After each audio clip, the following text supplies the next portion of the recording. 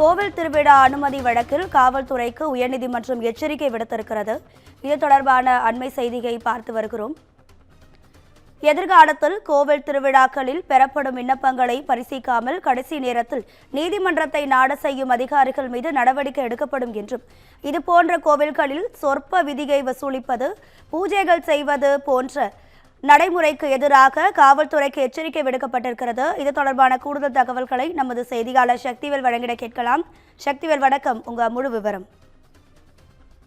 நிச்சயமாக வணக்கம் ராதிகா. கோவில் திருவிழாக்களுக்கு அனுமதி கோரிய விண்ணப்பங்கள் மீது முடிவு எடுக்காமல் ஏற்பாட்டாளர்களை நீதிமன்றத்தை நாடச் செய்தால் சம்பந்தப்பட்ட காவல்துறை அதிகாரியே திருவிழா செலவுகளை ஏற்க வேண்டி வரும் என சென்னை உயர்நீதிமன்றம் எச்சரித்துள்ளது.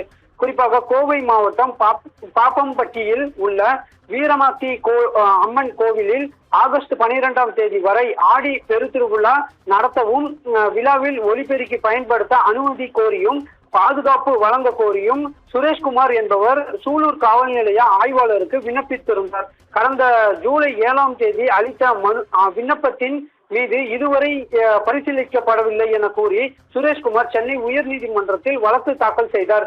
வழக்கை விசாரித்த நீதிபதி வேல்முருகன் திருவிழாக்கு தகுந்த நிபந்தனைகளுடன் அனுமதி வழங்கும்படி சூலூர் போலீசாருக்கு உத்தரவிட்டார்.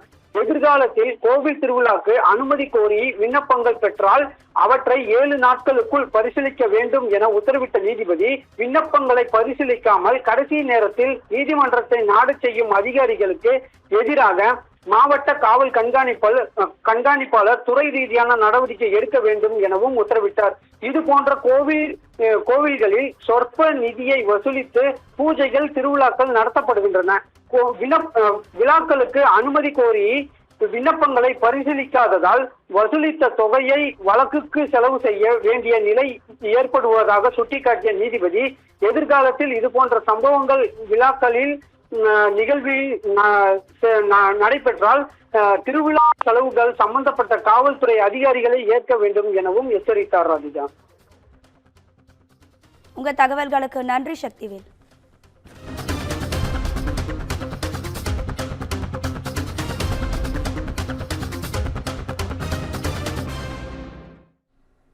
தற்போது கிடைத்த மற்றும் ஒரு அண்மை செய்தியை பார்க்கலாம்.